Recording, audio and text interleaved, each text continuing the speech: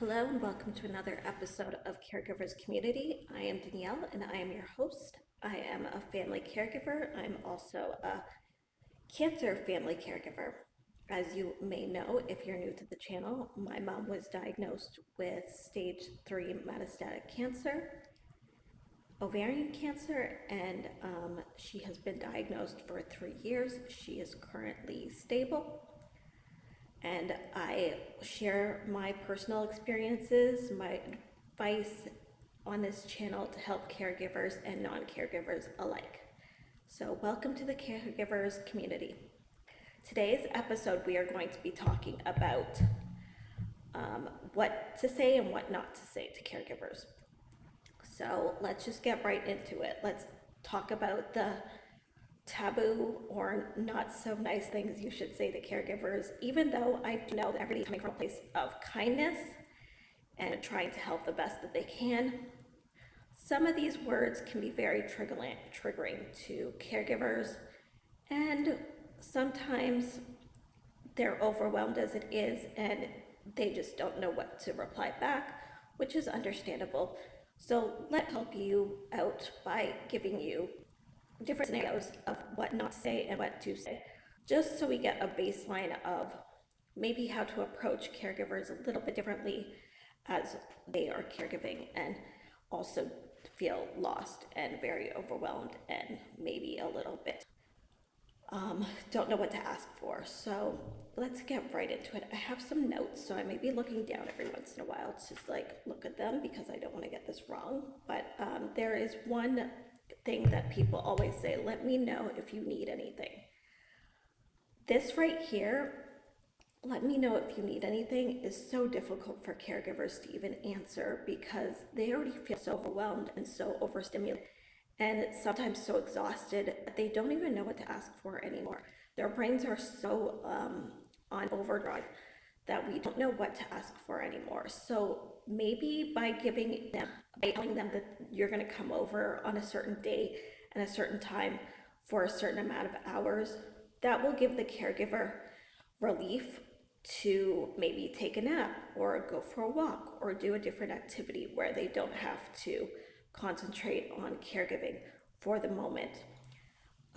Maybe suggest something like this: I'm coming over for 2 hours on Saturday to let you take a nap or go for a walk, whatever you need. I will be there for 2 hours and I will let you know on Saturday. And I will be there to help you take care of our loved one so you can take a break. So that's a different approach they do. There's also different scenarios too. Let me just like go down the line. I don't know how you could do this. I could. Now this is difficult for a caregiver to hear because you're basically calling them strong and you're basically saying that you could never put yourself in a position to be a family caregiver. That is putting the caregiver on a pedestal, which they don't want to be on to begin with. So maybe try a different approach, such as, I have it written down, so sorry if I'm looking down. I see how hard you're working, and I know you're tired, and I know this situation really sucks. Let me know if you need to vent or just be there for you. And you're doing a great job, even when you don't feel like it. So that gives the caregiver some relief on, that they're not perfect, but it also gives them a relief that their feelings are valid and that they're not perfect. They don't have to be strong all the time. Try that approach next time if you want to call them strong or say that you could never do that. Just try that different scenario. And let's go down the list again. Everything happens for a reason. Now this is difficult because we all use this in different scenarios in our lives, and it's valid and completely understandable. But when it comes to a caregiver, especially a family caregiver, when you say everything happens for a reason, it dismisses their feelings and their grief, and they kind of feel like they're not allowed to feel all the feelings that they want to feel because you're kind of dismissing the situation. So maybe try to genuinely say, I know how hard it is for you. I know the situation sucks. if you need anything, I'm here to vent. That gives the caregiver a sense of being able to breathe when they feel like they're drowning, and being able to have somebody that they can reach out to for, sorry, my throat keeps going in and out, to basically, what was I saying? To basically gives the caregiver relief, and also gives the caregiver a sense of a person they know they can lean on, especially when they're having bad days, because not all days are great. Let's move on to the next one. At least they're still here. That one's rough, because I know that everybody tries to be so kind when they say, at least they're still here. And that is true. It's just hard for a caregiver to hear, because it dismisses their grief that they're going through, and dismisses the grief that they're continuing to go through, whether it's long-term grief or short-term grief. You're dismissing their feelings and dismissing the situation. So maybe say, I know that you miss the way things used to be, and it's okay to grieve this situation and everything that you are experiencing.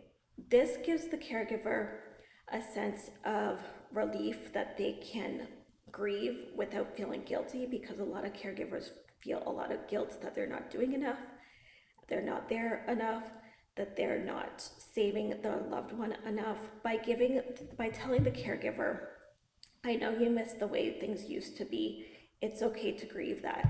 You're giving the caregiver relief to express their feelings, like their feelings are valid, and that you are there for them, to be able to be that safe place for them to grieve. I know that these situations and this approach are not always easy. We're gonna mess up, we're human beings, we're gonna say these things as people, especially to caregivers. I'm just giving you other things to talk about, maybe to lend you a helping hand, because caregivers you need to be sensitive to what you're saying to them, because they are people, they are going through a lot, they're carrying a lot, and the way that we word things sometimes can make a huge difference in the caregiver's life. And it can feel like a safe place for the caregiver to talk to somebody that they love, or somebody that they're friends with. And we're gonna make mistakes. We're all gonna use these keywords in certain scenarios, so don't feel bad if you do use these words. We all know that, I know personally that you're coming from a good place. I just wanted to give you some advice, maybe some little more techniques, maybe something to help spark a different conversation or a different way to word things, because as caregivers, we are carrying what feels like a backpack of heavy stones. So that's the easiest way for me to describe grief and caregiving and the responsibilities, and just feeling like you need to be a constant superhero all the time. So that's my advice.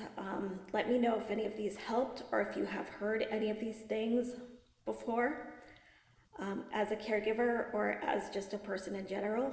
If you're excited about my videos and you want to kind of see what's happening next, you can lend me ideas if you feel like I'm not showing up enough for you as, what am I trying to say? Okay, I want you guys to tell me what you want to see on my channel. That's exactly what I'm trying to say. I'm sorry, my brain fog is getting to me today. Yeah, so that's about it. And once again, let's put the care back in caregiving. As caregivers, I admire you all for taking care of either a loved one or getting paid to do caregiving, or unpaid. We are a supportive channel. This channel is all love, and keep doing what you're doing. I know it's hard. I will see you in the next video. I appreciate all the subscriptions, all the likes, all the views. I appreciate it all. If you want to see a video that I haven't posted, let me know what kind of content you want to see me talking about, and I will make a video about that stuff. So Once again, let's put the care back in caregiving. I'm Danielle Gray, and thank you for watching Caregivers Community. Bye for now.